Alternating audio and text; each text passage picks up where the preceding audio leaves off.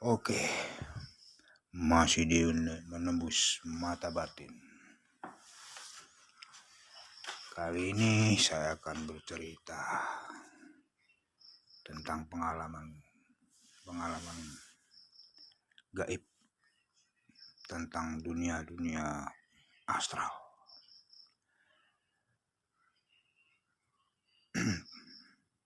Hal ini sering terjadi di kehidupan kita.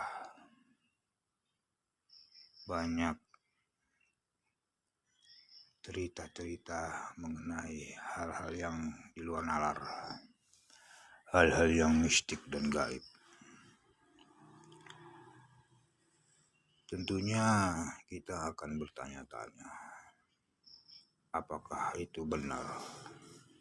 Apakah itu hanya dongeng atau cerita karangan? Tetapi dalam kenyataannya banyak orang yang mengalaminya, hal-hal yang di luar nalar.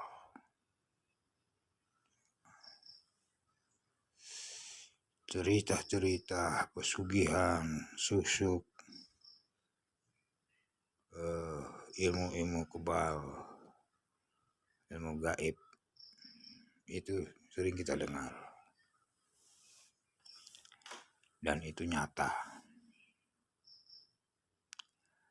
Maka saya akan cerita tentang yang terjadi di kehidupan kita,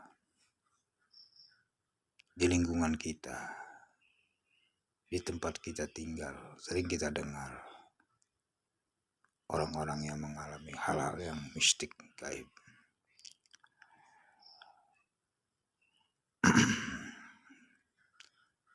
Pada suatu hari saya pernah dihubungi oleh tetangga saya yang mengalami hal mistik dan gaib karena istrinya sering kesurupan.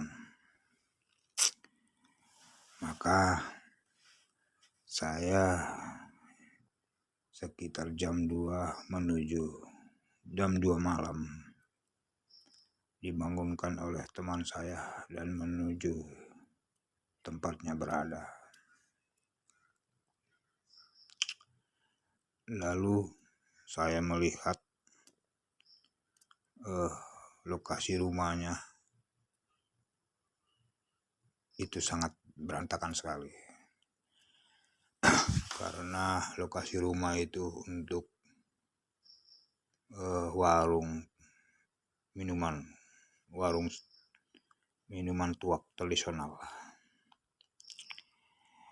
Sedangkan si istri terkapar sedang kesurupan.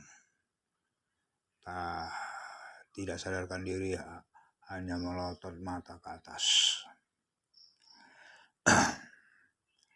Lalu saya coba untuk mengungkapnya dengan mata batin saya. Saya melihat rumahnya ini itu tidak layak untuk tempat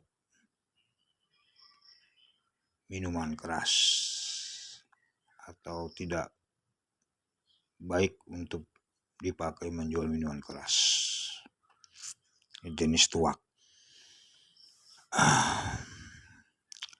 Lalu saya ingatkan suaminya bahwa sakit istri Anda ini karena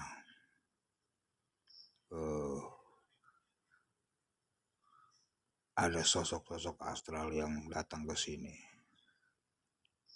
karena bau amis darah. Jadi bau amis darah hewan yang dipotong itu untuk diminum untuk campuran tuak. Lalu juga daging hewan yang dilarang dimakan mereka potong dan mereka jual. Hal inilah yang membuat astral datang karena bau amis darah. Setiap harinya ada bau amis darah. Maka terungkaplah selama ini kenapa istrinya sering kesurupan, karena diganggu oleh sosok astral yang ada di rumahnya itu. Saya katakan, kalau ingin berjualan seperti itu, jangan di dalam rumah. Carilah lokasi yang jauh dari rumah, karena ini mengganggu keluarganya. Kalau ini didiamkan saja, maka istri Anda akan mengalami kegilaan karena gangguan astral. Oleh sebab itu, hindarilah dan jauhilah segala yang dilarang oleh agama, yaitu minum-minuman keras dan memakan binatang yang diharamkan, hewan yang diharamkan. Lalu suami membetulkan apa yang saya bicarakan, apa saya katakan kepadanya, bahwa memang betul tempat ini dipakai untuk memotong hewan yang diharamkan, juga untuk menjual tuak. Memang hasilnya lumayan banyak, untung besar, tapi tidak membawa barokah. Karena istrinya sebelum mereka usaha seperti itu, rumah tangga tentram, tenang, ayem. Semenjak usaha seperti itu, sering ribut karena terganggu. Mereka minum minuman keras sampai larut malam dan mabuk di sana.